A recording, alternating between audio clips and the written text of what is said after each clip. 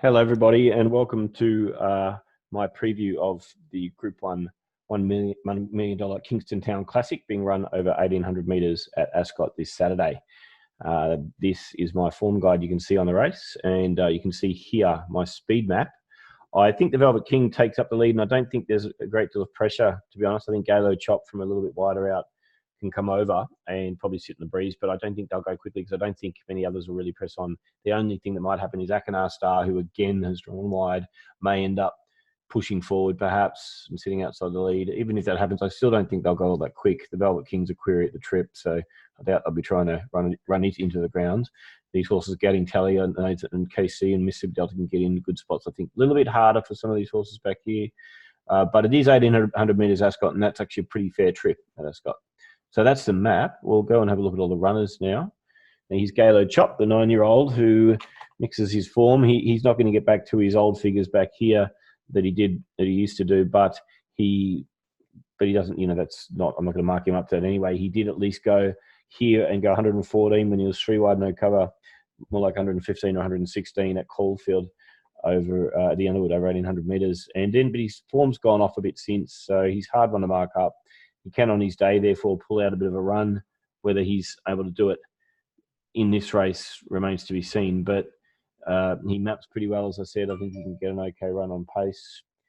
And I think that, I think he's a rough chance. I make him a $16 chance. That's still out there in the market a bit, but he's about double that in the real market. So a little bit of overs if you can find some form.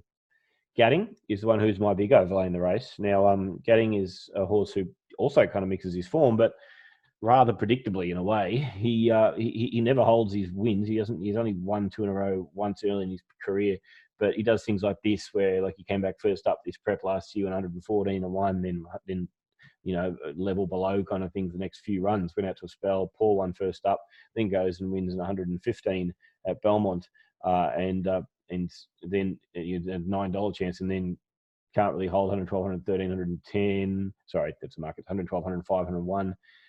And then, poor little run here, 101 after he'd had 5 or 6 weeks off leading into that run. Then goes to Flemington, pops up with 116, winning at 100-1 in the Maccabi Diva, courtesy of a really good ride by Jamie Carr. And then doesn't hold at Caulfield, 113. Worse again at Caulfield again when he went 105. That was just a bit far. I don't really think he's a 2,000-metre horse. Came back to Perth and ran second here. Just was a bit one pace, so only went 111, and then it's got 108. Bit disappointing last time out. Now, he's kind of due another bounce back. He has 3 or 4 poor ones generally before he then bounces back. I map him ideally there in the 1-1, and I've been kind to him, giving him 114 because of this pattern of his. He might have another bad one, and maybe that's it for the prep for him, but he might also bounce back to his 116, would certainly win the race, or almost certainly win the race. And I've given him 114, making him a $6.60 chance. That's he's about $19 in the real market, so he's a sold over. As I say, there's speculation in me giving Gadding that mark, but certainly can win. Tally, good at Rose Hill back here, 111. Then was just a bit flat, bit disappointing in the Carbine Club next start. Being inconsistent, probably needs a bit more than 111 anyway. I marked it 109, making a $59 chance. Star Exhibit is an 8-year-old who has come back from a spell really well. Won the Perth Cup last year, 2,500 metres, going 113 here, and then won again and went 109 over 1,800 metres. Now, 2,400 metres in this year's Perth Cup, I assume, or the upcoming Perth Cup, is what I assume will be his target. But then he came back really well, and Bob Peters went 112, winning over 1,400 metres first up. And Bob Peters said after the race that he thought the horse was back better than ever, which is a funny claim for an 8-year-old. But he certainly did win well over an unsuitable trip there. He'd done something he never did before, which is rating that high over that trip. And then he was flat second up. He might be flat again on Saturday though, because I assume he's being set for 2,400. When you do a big peak rating first up, or when you go to your best first up, and it's the wrong trip and he wasn't fit, they can tend to have a couple of flat ones. So he might have another flat one, but he's obviously back in good form. $16 chance is longer than that in the real market. Best of Day is a really solid chance in the race. He closed it out really well in the railway, went 113, and he's had no luck at the last few runs, drawing wide in his last few runs and going back and not having luck as a result in Melbourne as well. He's got best of 114 back here when he won the Kennedy Mile. I think he'll map a lot better today from the good inside draw barrier 2. I think Roller will be closer, more like I mapped him there, settling there, but he could be up even here somewhere. And that gives him a much better chance. I've given him 113.5 and makes him an $8 chance, a very solid chance. Akinar Star race wide last start, 111, more like 112, which is its actual top back here. This is wide last start in the railway. He's in his form. He's in his 112 form, but he's drawn wide again. Give him 110.5, makes him a $31 chance. I've got several around the $30 to $33 range. He's one of them. Pakadali's another one of them, who won the Eclipse Stakes 3 weeks ago in 111. Had the 3 weeks off and travelled to the west since then. Drawn wide, but I think he'll get in back in the field. And given 110.5 as a result, he probably needs a little more, $30 chance. Regal Power won the railway really well, 111. I think is more like 113 horse. He's got these 108s, which projects him up to 113. And he won this second up, 1,600 metres, just fitter for that, if nothing else. And I wanted to mark him up to 113, but he's drawn barrier 15. Oliver, I think can probably get him in, but going back here somewhere, just because of the gate, I'd give him 112.5, makes him $11 chance or $10.90. But and he's similar to that in the real market. But yeah, a winning chance for sure again. The Velvet King leads them up. I think I've been kind to it, giving 110. I could probably give it less, to be honest. And because I think it maps really well, but I think it's a query at the 1,800 metres. One here got to its best 112, 1,400, that's top. Couldn't finish off in the railway, 1,600, extra 200 metres here. Yeah, so I've probably been kind because of the map, but I think they're running down. Platoon ran third in the railway and went well, but went to his top 110. Closed out okay, but found the winner, Regal Power, too good. Went 110 though, which is his top. Now, I don't really think he can do more than that. I've held him on that mark because he maps okay, but that makes him one of these $30-something chances in the race that I have a few of, as I said. Another one is Mississippi Delta, who won courtesy of the Heavens opening for it. I'm going a really good ride. Well, a fortuitous ride, I should say, really, for Pike. First up, got a heap of 104s, which means I think we got 109 horse at some point, and then had 315 days off into this. When 107, Pike was back on the rail, railed up, didn't expend any energy going wide at all, railed up from back, and didn't lose momentum at all because the runs magically opened in front of him like Moses parting the Red Sea. And he didn't lose momentum, hit the line well, 107. But that was, 3 or 4 other times if you do that ride, you end up backsides, as he often does when he tries that Pike. But it worked this time. 107. I've given him all his 109. It still makes him a $31 chance.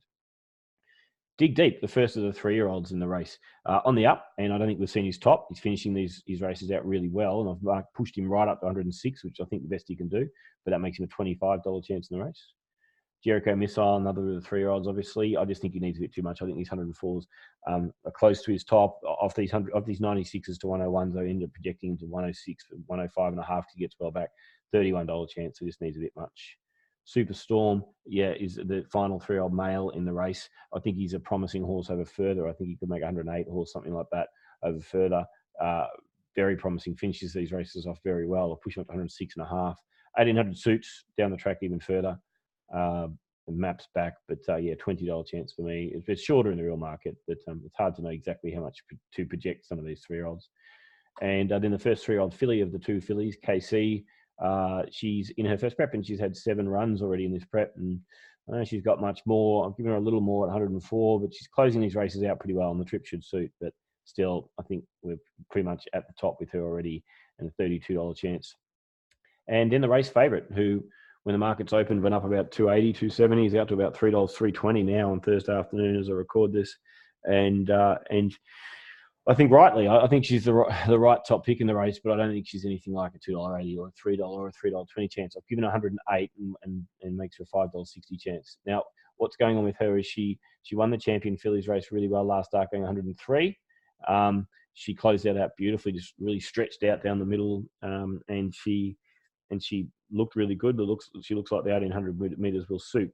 Now, she might be reminding some people of another queen who won this race last year in Arcadia Queen. Now, Arcadia Queen, just to line them up on their profiles leading into this race, Arcadia Queen had gone through the Champion Fillies as well, and then gone through the Guineas, and then into the Kingston Town. Now, Arcadia Queen went 110 winning the Champion Fillies, and then 110 winning the Guineas, then 116 winning this race by 4.5 lengths last year. So at this stage with 103, I have Tuscan Queen being 7 points or 3.5 lengths inferior to what Arcadia Queen was at the same time. So if you suggest that she can improve 6 points like Arcadia Queen did, then you give her 109. Not 100% sure she can, but I'm happy to push her up to 108 off the back of that. And that makes her the top pick and the one to beat, but nothing like a $3 chance. Top pick, but $5.60 chance for mine.